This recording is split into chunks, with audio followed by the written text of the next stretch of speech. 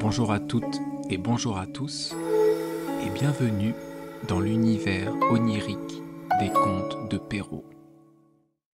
La Belle au bois dormant, suite et fin. Le prince entra dans une grande avant-cour où tout ce qu'il vit d'abord était capable de le glacer de crainte. C'était un silence affreux. L'image de la mort s'y présentait partout, et ce n'était que des corps étendus d'hommes et d'animaux qui paraissaient morts. Il reconnut pourtant bien, au nez bourgeonné et à la face vermeille des Suisses, qu'ils n'étaient qu'endormis, et leur tasse, où il y avait encore quelques gouttes de vin, montrait assez qu'ils s'étaient endormis en buvant. Il passe une grande cour pavée de marbre. Il monte l'escalier. Il entre dans la salle des gardes, qui étaient rangés en haie, leurs carabines sur l'épaule, et ronflant de leur mieux. Il traverse plusieurs chambres pleines de gentilshommes et de dames dormant tous, les uns debout, les autres assis. Il entre dans une chambre dorée, et il vit sur un lit, dont les rideaux étaient ouverts de tous côtés, le plus beau spectacle qu'il eût jamais vu.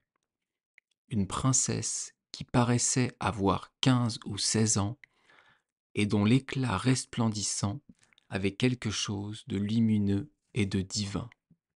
Il s'approcha en tremblant et en admirant, et se mit à genoux auprès d'elle. Alors, comme la fin de l'enchantement était venue, la princesse s'éveilla, et, le regardant avec des yeux plus tendres qu'une première vue ne semblait le permettre, « Est-ce vous, mon prince ?» lui dit-elle. « Vous vous êtes bien fait attendre. » Le prince, charmé de ces paroles, et plus encore de la manière dont elles étaient dites, ne savait comment lui témoigner sa joie et sa reconnaissance. Il l'assura qu'il l'aimait plus que lui-même. Ses discours furent mal tournés, il en plure davantage. Peu d'éloquence, beaucoup d'amour. Il était plus embarrassé qu'elle, et l'on ne doit pas s'en étonner. Elle avait eu le temps de songer à ce qu'elle devrait lui dire.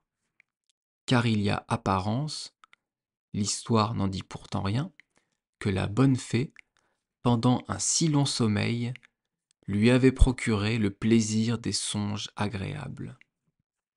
Enfin, il y avait 4 heures qu'ils se parlaient, et ils ne s'étaient pas encore dit la moitié des choses qu'ils avaient à se dire.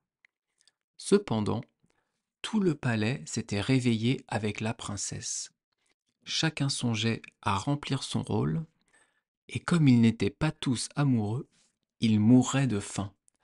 La dame d'honneur, pressée comme les autres, s'impatienta et dit tout haut à la princesse que la viande était servie. Le prince aida la princesse à se lever. Elle était tout habillée, et magnifiquement. Mais il se garda bien de lui dire qu'elle était habillée comme sa grand-mère, et qu'elle avait un collet monté, mais elle n'en était pas moins belle. Ils passèrent dans un salon de miroirs et y soupèrent, servis par les officiers de la princesse. Les violons et les hautbois jouèrent de vieilles pièces, mais excellentes, quoiqu'il eût près de 100 ans qu'on ne les joua plus. Et après souper, sans perdre de temps, le grand aumônier les maria dans la chapelle du château, et la dame d'honneur leur tira le rideau. Ils dormirent peu, la princesse n'en avait pas besoin, et le prince la quitta dès le matin pour retourner à la ville où son père devait être en peine de lui. Le prince lui dit qu'en chassant, il s'était perdu dans la forêt, et qu'il avait couché dans la hutte d'un charbonnier qui lui avait fait manger du pain noir et du fromage. Le roi son père, qui était bonhomme, le crut, mais sa mère n'en fut pas bien persuadée. Et, voyant qu'il allait presque tous les jours à la chasse, et qu'il avait toujours une raison en main pour s'excuser quand il avait couché 2 ou 3 nuits dehors, elle ne douta plus qu'il eût quelque amourette. Car il vécut avec la princesse plus de 2 ans entiers, et en eut 2 enfants, dont le premier qui fut une fille et qui fut nommée Aurore, et le second un fils qu'on nomma le Jour, parce qu'il paraissait encore plus beau que sa sœur. La reine dit plusieurs fois à son fils, pour le faire expliquer, qu'il fallait se contenter dans la vie, mais il n'osa jamais se fier à elle de son secret. Il la craignait, quoiqu'il l'aimât, car elle était de race ogresse, et le roi ne l'avait épousée qu'à cause de ses grands biens. On disait même tout bas à la cour qu'elle avait les inclinations des ogres, et qu'en voyant passer de petits enfants, elle avait toutes les peines du monde à se retenir de se jeter sur eux. Ainsi, le prince ne voulut jamais rien dire sur ses propres enfants. Mais, quand le roi fut mort, ce qui arriva au bout de 2 ans, et qu'il se vit le maître, il déclara publiquement son mariage et alla en grande cérémonie quérir la reine sa femme dans son château. On lui fit une entrée magnifique dans la capitale, où elle entra au milieu de ses 2 enfants. Quelque temps après, le roi alla faire la guerre à l'empereur Catalabute, son voisin.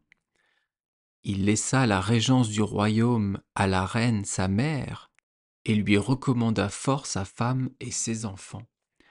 Il devait être à la guerre tout l'été, et, dès qu'il fut parti, la reine-mère envoya sa bru et ses enfants à une maison de campagne dans les bois pour pouvoir plus aisément assouvir son horrible envie.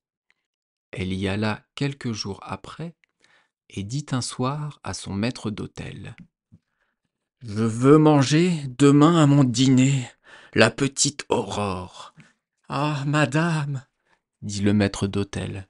« Je la veux, dit la reine, et elle le dit d'un ton d'ogresse qui a envie de manger de la chair fraîche. Et je la veux manger à la sauce Robert. » Ce pauvre homme, voyant bien qu'il ne fallait pas se mesurer à une ogresse, prit son grand couteau et monta à la chambre de la petite Aurore. Elle avait alors 4 ans, et vint en sautant et en riant se jeter à son col et lui demander un bonbon. Il se mit à pleurer.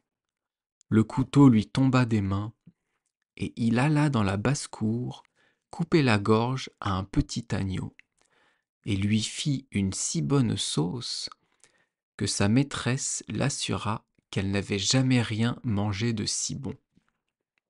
Il avait emporté en même temps la petite Aurore et l'avait donnée à sa femme pour la cacher dans le logement qu'elle avait au fond de la basse-cour. 8 jours après, la méchante reine dit à son maître d'hôtel: « Je veux manger à mon souper le petit Jour. » Il ne répliqua pas, résolu de la tromper comme l'autre fois. Il alla chercher le petit Jour et le trouva avec un petit fleuret à la main dont il faisait des armes avec un gros singe. Il n'avait pourtant que 3 ans. Il le porta à sa femme, qui le cacha avec la petite Aurore, et donna à la place du petit Jour un petit chevreau fort tendre, que l'ogresse trouva admirablement bon.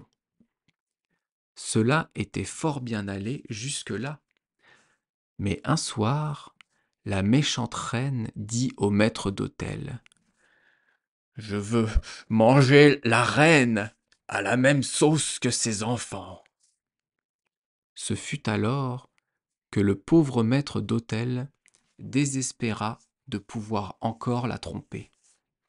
La jeune reine avait 20 ans passés, sans compter les 100 ans qu'elle avait dormi.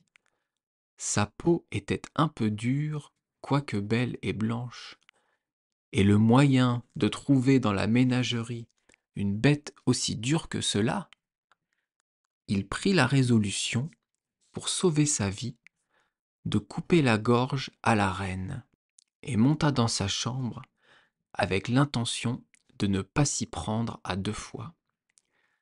Il s'excitait avec la fureur, et entra, le poignard à la main, dans la chambre de la jeune reine. Il ne voulut pourtant point la surprendre, et il lui dit avec beaucoup de respect l'ordre qu'il avait reçu de la reine-mère. « Faites, faites donc, lui dit-elle en tendant le col. Exécutez l'ordre qu'on vous a donné. J'irai revoir mes pauvres enfants que j'ai tant aimés. » Elle les croyait morts depuis qu'on les avait enlevés sans rien lui dire. « Non, non, madame, lui répondit le pauvre maître d'hôtel tout attendri. Vous ne mourrez point, et vous irez revoir vos chers enfants, mais ce sera chez moi, où je les ai cachés, et je tromperai encore la reine en lui faisant manger une jeune biche à votre place. » Il la mena aussitôt à sa chambre, où, la laissant embrasser ses enfants et pleurer avec eux, il alla accommoder une biche que la reine mangea à son souper, avec le même appétit que si c'eût été la jeune reine. Elle était bien contente de sa cruauté, et elle se préparait à dire au roi, son fils, à son retour, que les loups enragés avaient mangé la reine, sa femme, et ses 2 enfants. Un soir qu'elle rôdait à son ordinaire dans les cours et les basses-cours du château pour y rechercher quelque viande fraîche, elle entendit dans une salle basse le petit jour qui pleurait, parce que la reine, sa mère, le voulait faire fouetter à cause du fait qu'il avait été méchant. Et elle entendit aussitôt la petite Aurore qui demandait pardon pour son frère. L'ogresse reconnut les voix de la reine et de ses enfants, et, furieuse d'avoir été trompée, elle commanda dès le lendemain matin, avec une voix épouvantable qui faisait trembler tout le monde, qu'on apportât au milieu de la cour une grande cuve, qu'elle fit remplir de crapauds, de vipères, de couleuvres et de serpents, pour y faire jeter la reine et ses enfants, le maître d'hôtel, sa femme et sa servante. Elle avait donné l'ordre de les amener les mains liées derrière le dos. Ils étaient là, et les bourreaux se préparaient à les jeter dans la cuve, lorsque le roi, qu'on n'attendait pas aussitôt, entra dans la cour à cheval. Il était venu à toute vitesse et demanda tout étonné ce que voulait dire cet horrible spectacle. Personne n'osait l'en informer, quand l'ogresse, enragée de voir ce qu'elle voyait, se jeta elle-même la tête la première dans la cuve et fut dévorée en un instant par les vilaines bêtes qu'elle y avait fait mettre.